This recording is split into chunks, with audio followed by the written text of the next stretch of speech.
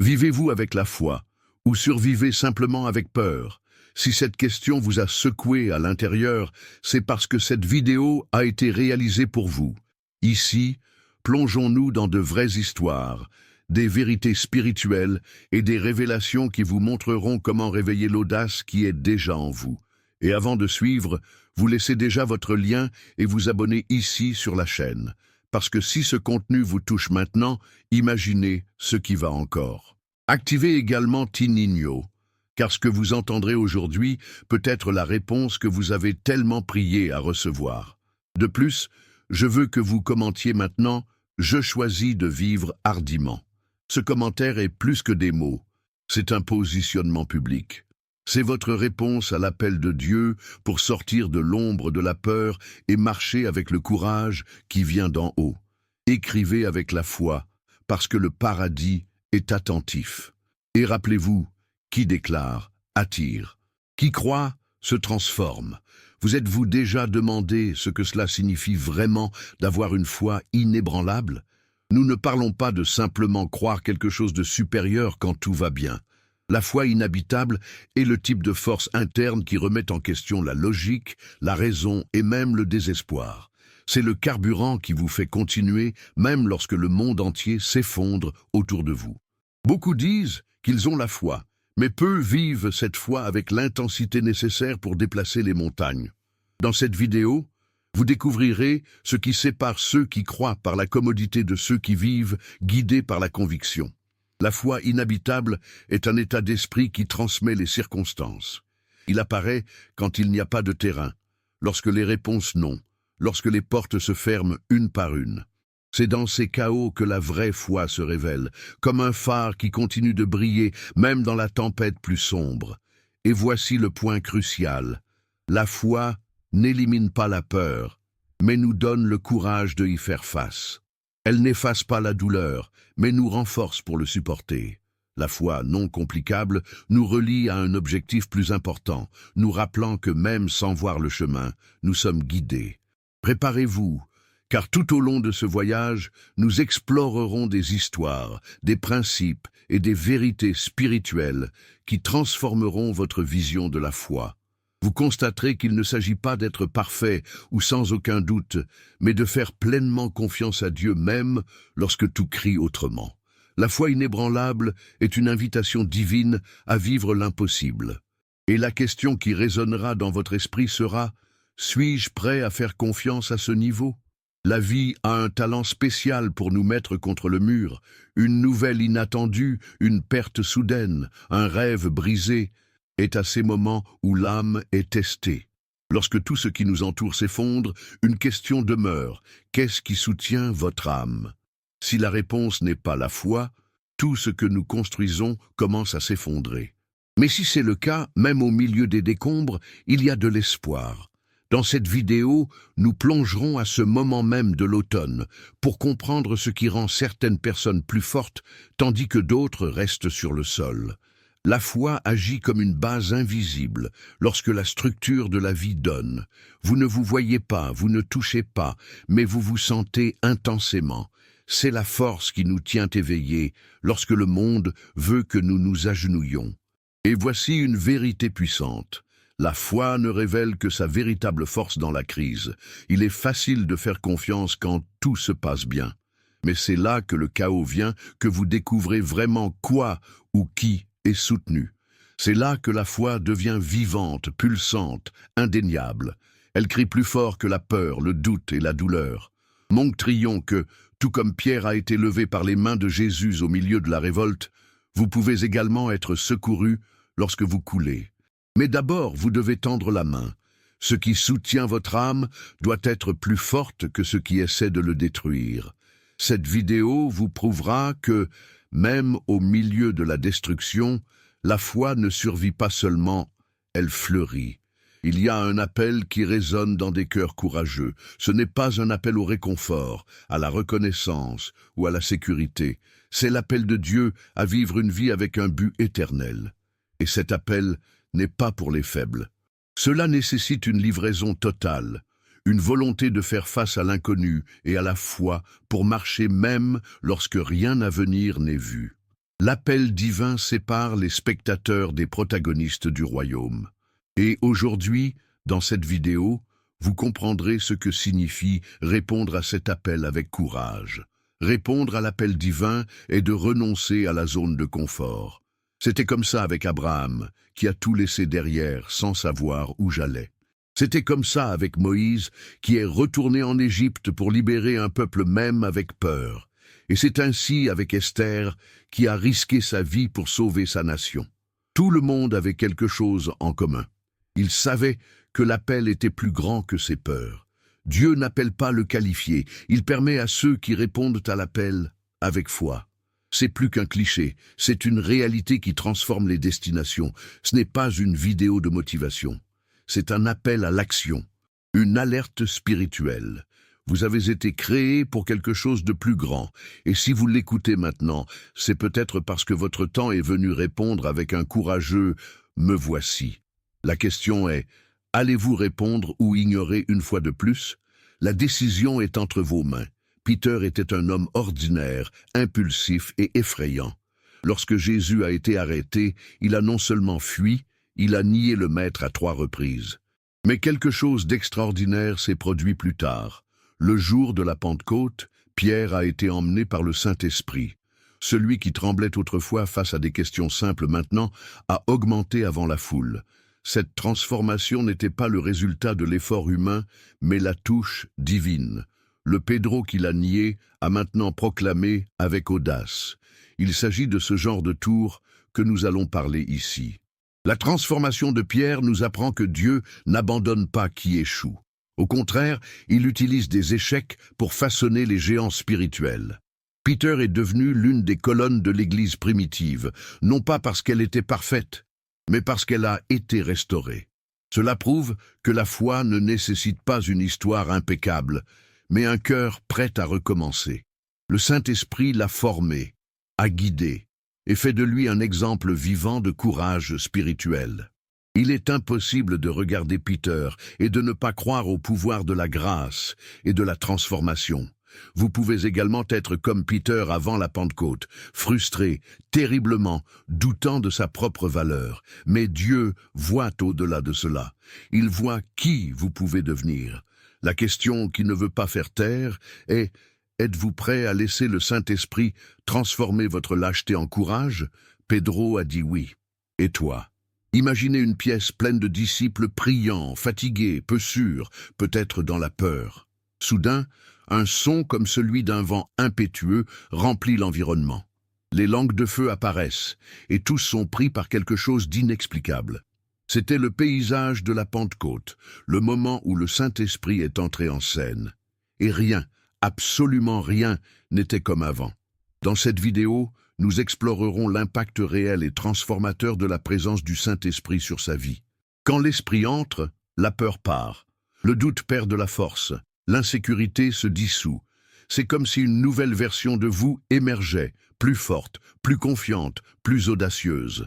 C'est ce qui est arrivé à Pedro et aux autres disciples. Ils sont passés de persécution aux proclameurs. Le Saint-Esprit n'est pas seulement une force, il est la présence vivante de Dieu en nous. Cela nous permet au-delà de nos limites et nous amène à un but qui semblait autrefois inaccessible. Vous êtes sur le point de découvrir comment ce même esprit peut transformer votre vie. Peut-être que vous ne l'avez pas vraiment vécu. Mais si vous ouvrez votre cœur aujourd'hui, vous comprendrez qu'il ne s'agit pas de religion ou d'émotion. Il s'agit de transformation. Le Saint-Esprit n'entre pas pour observer, il entre pour révolutionner. Et vous, êtes-vous prêt pour cette révolution? La véritable audace n'est pas née de la confiance de soi ou de l'expérience de vie. Ce n'est pas le résultat de livres auto-help, et il ne peut être cultivé qu'avec des mots incitatifs. L'audace qui se transforme vraiment vient d'en haut, versée directement par le Saint-Esprit sur les cœurs disposés. Et cette audace est différente de toute bravoure humaine. Elle brise les chaînes invisibles, défie les structures et se manifeste aux moments les plus improbables. Les disciples, autrefois cachés de peur d'être arrêtés ou tués, sont devenus de puissantes voix de l'Évangile, confrontés aux tribunaux, aux menaces et aux arrestations avec courage qui semblaient irrationnelles. Ce courage n'était pas le leur, il venait du ciel. Dans Actes 4:31, nous lisons qu'après une prière pour l'audace, l'endroit où ils ont été rassemblés fut secoué, et tous étaient remplis du Saint-Esprit. Cet événement est plus qu'un miracle biblique, c'est une déclaration éternelle. Dieu répond au cœur qui demande le courage. L'audace de Dieu n'est pas un bruit, c'est l'autorité. Ce n'est pas de l'arrogance, c'est ferme dans le but. Il ne s'agit pas de vous retrouver mieux ou plus fort, mais de savoir avec une conviction inébranlable que Dieu est avec vous. Et lorsque cette vérité s'installe dans le cœur, la peur perd son pouvoir. Parce que quiconque porte la présence de l'Esprit sait qu'aucune force terrestre ne peut arrêter un appel céleste. Vous pouvez également recevoir cette audace. Peut-être qu'il était silencieux par peur du rejet, de l'échec ou de l'inconnu. Mais si aujourd'hui vous osez demander, Dieu peut secouer votre intérieur et allumer une flamme qui vous conduira à des endroits où vous n'avez jamais pensé à venir. Cette audace est la clé pour ouvrir des portes, briser les normes et vivre l'extraordinaire. Vous n'avez pas besoin d'être fort, il vous suffit d'être disposé. Le courage d'en haut est disponible. La seule question est, voulez-vous la recevoir? Alors que les empires se levaient sur la base des armées et des épées, une révolution silencieuse a eu lieu dans les rues, les maisons et les ruelles du monde antique. L'Église primitive, composée de gens ordinaires, sans ressources ni statut social, a commencé à changer le cours de l'histoire avec un message simple mais puissant. Jésus rose, et il vit. Il n'y avait pas de campagne publicitaire, de temples grandioses ou de structures organisées. Il n'y avait que la foi, la communion et une audace surnaturelle alimentée par le Saint-Esprit. Et pourtant, cette Église a résisté à la persécution, a contesté les empires et a planté les fondements du christianisme qui font écho aujourd'hui. Ce qui a rendu cette Église si puissante n'était pas son organisation, mais sa livraison. Les hommes et les femmes se sont rassemblés pour prier, briser le pain et partager tout ce qu'ils avaient. Ils n'étaient pas préoccupés par le statut, mais avec les âmes. Ils ne craignaient pas le jugement des hommes, car ils vivaient sous la direction de Dieu. Peter et John ont été arrêtés et menacés, mais n'ont pas reculé. Au contraire, ils ont prié pour plus d'audace. Et Dieu a répondu. L'Église est devenue explosive, non pas parce qu'elle était populaire, mais parce qu'elle était authentique. Le Saint-Esprit était le véritable leader de ce mouvement, guidant chaque décision, chaque prédication, chaque miracle. Cette révolution silencieuse reste vivante, et vous pouvez en faire partie. Dans les temps où le bruit et la superficialité dominent, Dieu cherche toujours des cœurs sincères, prêts à vivre comme les premiers disciples, avec courage, foi et reddition totale. Peut-être que la force que vous recherchez est dans cette puissante simplicité. L'Église primitive nous montre qu'il n'y a pas de structure pour faire l'histoire, les besoins de présence, la présence de Dieu, et il est disponible maintenant. Qu'est-ce qui vous manque pour rejoindre cette révolution? La peur est subtile. Il n'arrive pas à crier, il murmure. Les insécurités et créent des illusions d'échec avant même la première étape. La Bible est claire quand il dit « Dieu ne nous a pas donné un esprit de lâcheté, mais de pouvoir, d'amour et d'équilibre. » 2 Timothée 1:7. Cela signifie que la peur ne vient pas de Dieu. C'est un esprit, une influence spirituelle qui cherche à dominer son esprit et à contrôler ses actions. Et quand vous comprenez cela, il commence à voir que la peur n'est pas seulement une émotion humaine, c'est une stratégie de guerre spirituelle. Il veut vous éloigner de son but, voler sa paix, suffoquer sa voix. Il est donc aussi important de le faire face que l'ennemi qu'il est. Mais comment surmonter quelque chose d'aussi réel? La réponse est de savoir qui vous autorisez pour contrôler votre esprit. Lorsque vous vous remplissez de la parole, lorsque vous vous connectez avec le Saint-Esprit, une force intérieure commence à grandir. Ce n'est pas que la peur disparaît, mais elle perd le contrôle. Vous commencez à agir malgré la peur. Et c'est un vrai courage, pas l'absence de peur, mais la décision de ne pas être guidé par lui. Chaque fois que vous choisissez d'obéir à Dieu, même avec un cœur rapide, craignez un peu plus en arrière. Dans cette vidéo, vous verrez que bon nombre des grands noms de la foi ont fait face à leurs craintes de front. Moïse craignait de parler en public, Jérémie se voyait trop jeune, Gédéon se pensait la plus petite de sa maison. Mais tous ont été utilisés par Dieu d'une manière puissante. Qu'ont-ils en commun? Disposition, pas la perfection. Dieu n'a pas besoin d'absence de peur. Il cherche des cœurs prêts à faire confiance. Et cela change tout. La peur n'est pas la fin, c'est le début de votre victoire si vous avez le courage d'y faire face. Imaginez la scène, un jeune pasteur frappant et frappant, marchant vers un géant expérimenté dans les batailles avec une énorme épée et un bouclier en bronze, tout autour en attendant la défaite. Certains n'ont même pas l'air, mais ce jeune homme portait quelque chose qu'aucun guerrier à la campagne n'avait, une foi inébranlable dans le Dieu qui l'a servi. David ne faisait pas confiance aux épées, mais la promesse. Et c'est là que le vrai courage réside, non pas dans la préparation physique, mais dans une conviction spirituelle.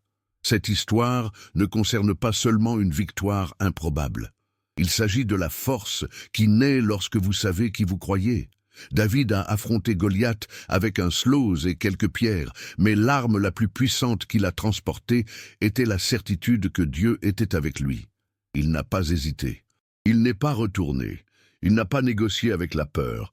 Vous venez contre moi, avec une épée et des lancements, mais je vais contre vous au nom du Seigneur des hôtes. 1 Samuel 17, 45. Cette déclaration fait toujours écho aujourd'hui comme un rappel que quelle que soit la taille de votre ennemi, la taille de votre foi compte. Lorsque vous comprenez qui est à vos côtés, aucun géant ne semble invincible. Le courage de David n'a pas été construit sur un champ de bataille, mais dans les moments silencieux où il s'est occupé des moutons et a salué Dieu. C'est là, dans le secret, que sa confiance a été façonnée. Cela nous apprend que le courage public est né de l'intimité privée avec Dieu. Plus vous connaissez le caractère de Dieu, plus vous devenez audacieux. David savait que le même Dieu qui l'a aidé à battre le lion et l'ours ne le quitterait pas devant un Philistin. Cette foi pratique, basée sur de réelles expériences avec Dieu, est ce qui transforme les lâches en guerriers. Vous faites également face à des géants. Ils peuvent être nommés d'après la peur, la dépendance, le rejet, la faillite, la dépression ou les doutes. Mais aujourd'hui, vous êtes appelés pour lutter contre la même posture que David. Ne pas faire confiance à vos armes, mais dans le Dieu qui vous attend. Ce n'est pas seulement une histoire biblique, c'est une stratégie de guerre spirituelle. Le courage né de la foi n'est pas seulement de vous survivre la bataille, cela vous garantit la victoire. Êtes-vous prêt à lancer la première pierre? Nous vivons dans un monde qui nous fait constamment pression pour être quelque chose. Si vous n'avez pas de diplôme, de position, de followers ou d'influence, il semble que votre valeur soit diminuée. Mais le royaume de Dieu opère dans une logique totalement différente. En Christ, vous n'êtes pas défini par les réalisations, le statut ou l'apparence. Vous êtes défini par l'identité. Et cette identité est puissante. Vous êtes un enfant de Dieu, héritier des promesses, l'ambassade du royaume. L'ennemi le sait et essaie donc de vous convaincre autrement chaque jour, parce qu'il sait que lorsque vous découvrez qui vous êtes vraiment, cela devient une menace incontrôlable. Proverbe 28, 1 déclare « Les justes sont audacieux comme un lion ». Mais cette audace n'est pas née de bravade ou d'impulsion, elle jaillit d'un cœur qui sait d'où il vient et d'où il va. Savoir qui vous êtes en Christ change tout, votre posture, votre vision, votre voix. Vous arrêtez de demander la permission d'exister et de commencer à vivre avec l'autorité spirituelle.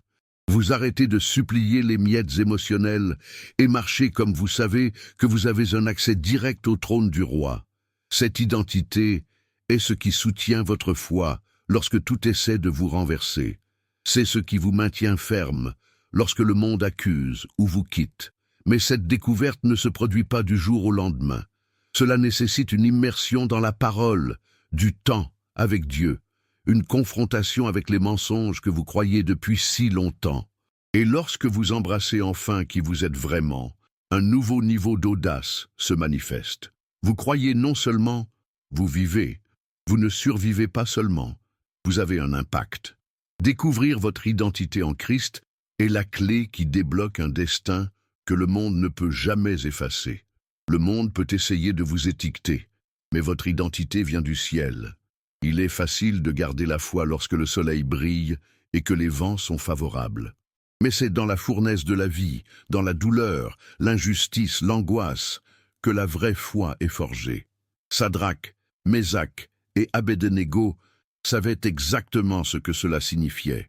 Face à la menace d'une mort horrible, ils ont choisi de ne pas s'incliner devant les dieux de Babylone. Et sa réponse est l'une des plus puissantes de la Bible. Même si Dieu ne nous sauve pas, nous ne servirons pas leur Dieu. Daniel 3,18. Cette déclaration nous montre ce qu'est la foi inconditionnelle, une foi qui ne dépend pas d'un résultat, mais qui reste ferme, même face à la mort. La fournaise n'était pas évitée, ils y ont été libérés, mais c'est dans le feu que la gloire de Dieu s'est manifestée. Le quatrième homme est apparu, et les flammes n'avaient aucun pouvoir sur eux.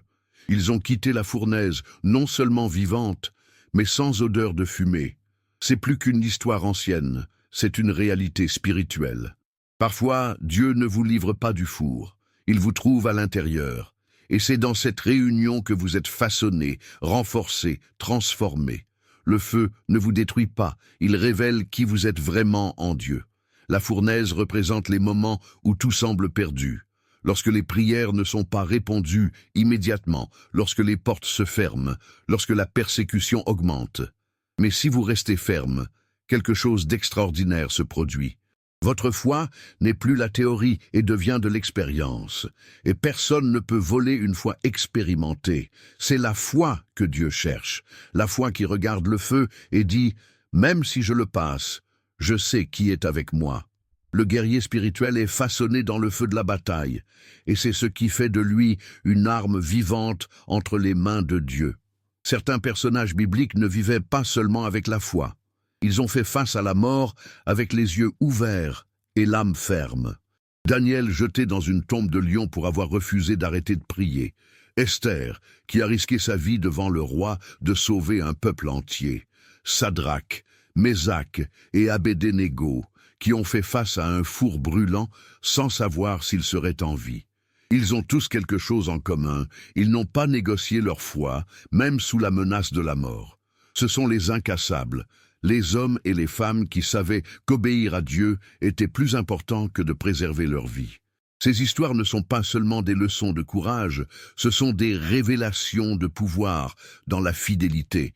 Daniel ne savait pas si Dieu fermerait la bouche des lions, mais il a quand même prié. Esther ne savait pas si elle serait épargnée, mais c'était de toute façon. Ces moments révèlent une foi qui transcende la peur, l'obéissance qui ne s'attend pas à des garanties. Et c'est ce genre de foi que le monde doit voir aujourd'hui. Une foi qui ne s'incline pas contre la culture, qui ne négocie pas les valeurs, qui reste ferme même lorsque tout semble perdu. Une foi qui dit « Si je péris, j'ai péri ».